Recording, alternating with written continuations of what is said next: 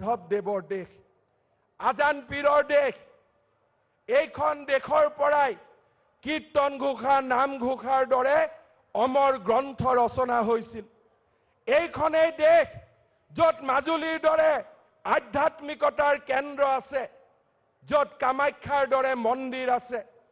এইখনেই দেশ যিখন দেশৰ পৰা কৃষ্ণই ৰুক্মিণীক বিয়া কৰাইছিল। এইখনেই দেশ যিখন দেশত উষা অনিৰুদ্ধৰ বিয়া হৈছিলে।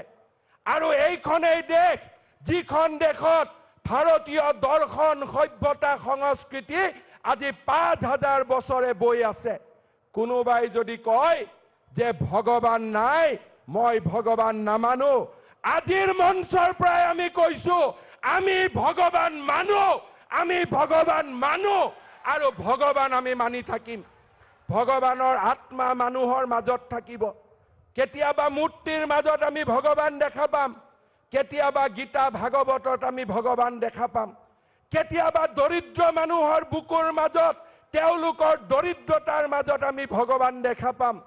কিন্তু ভগৱানবিহীন বাওঁপন্থীয়ে কল্পনা কৰা সমাজ এখন আমাক নালাগে।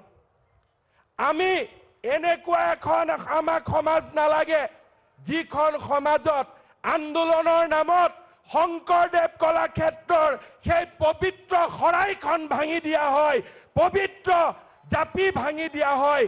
তেনেকুৱা আন্দোলন অসমৰ মানুহক নালাগে। শ্ৰদ্ধাৰ ৰাইজ, যিসকলে লতাশিল আৰু চান্দমাৰী ইঞ্জিনিয়াৰিং ইনষ্টিটিউটৰ পৰা তৰ্জন গৰ্জন কৰি বিজেপি শেষ হোৱা বুলি ভাবি আছিলে, তেওঁলোকক মই কওঁ যে লতাশিল যদি কেঁচুৱা, এইখন ফিল হৈছে পিতামহ। ইমান ডাঙৰ আৰু ইমান পাৰ্থক্য।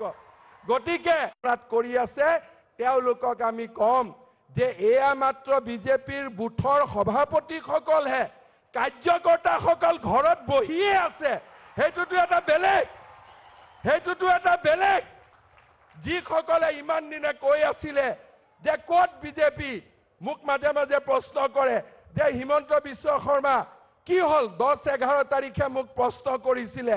মই এটাই উত্তৰ দিছিলোঁ, আপোনালোকে চাই থাকক, এইখন যদি নৃত্য নাটিকা, তেতিয়াহ'লে নাটকৰ শেষ বিজেপিয়ে কৰিব আৰু বিজেপিৰ হাততে সেইখিনি শক্তিশালী আছে।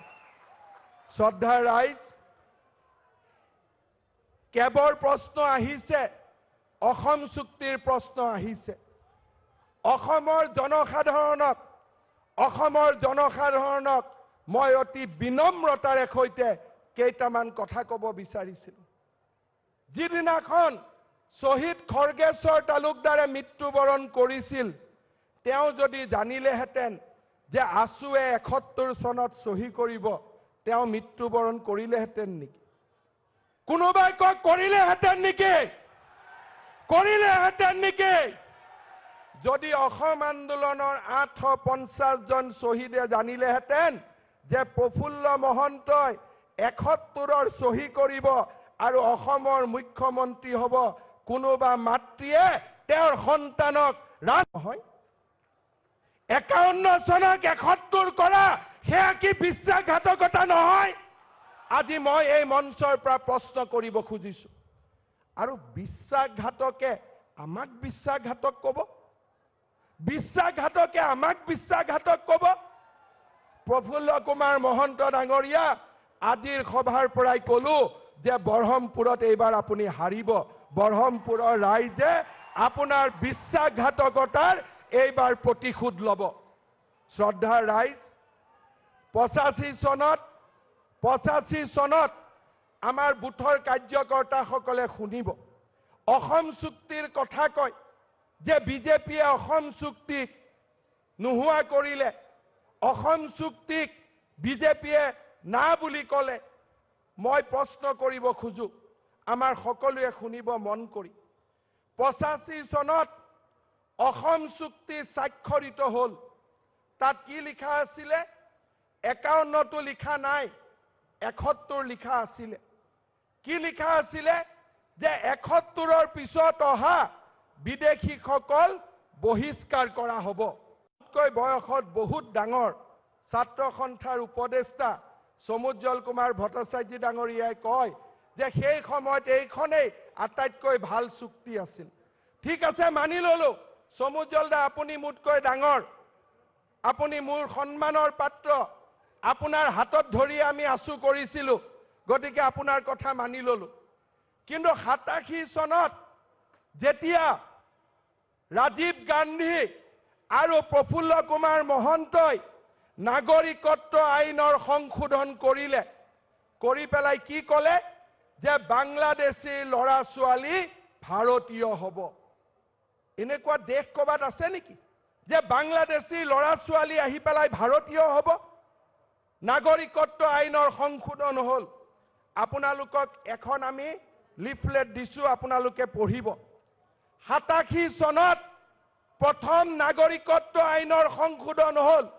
ৰাজীৱ গান্ধী আৰু প্ৰফুল্ল কুমাৰ মহন্ত ডাঙৰীয়াই ক'লে যে বাংলাদেশী ল'ৰা ছোৱালী ভাৰতীয় হ'ব। চুক্তিটো সেইদিনাখনেই শেষ।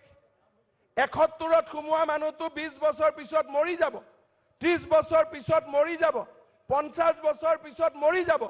কিন্তু ল'ৰা ছোৱালী যিজনে 12টা 14টা সন্তান জন্ম, কিয়? তেতিয়া বিজেপি নাছিল, কংগ্ৰেছ আছিল। কংগ্ৰেছৰ বিপক্ষে আন্দোলন কৰিব ভয় লাগে।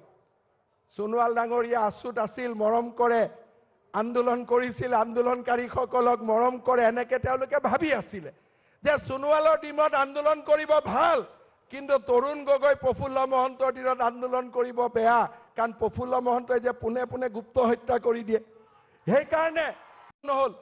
ক'লে যে ঠিক আছে, বাংলাদেশী ল'ৰা ছোৱালী ভাৰতীয় নহ'ব, কিন্তু বাপেক মাকৰ যদি এজনো বাংলাদেশী হয় তেতিয়াহ'লে কিন্তু ল'ৰা ছোৱালী ভাৰতীয় হ'ব।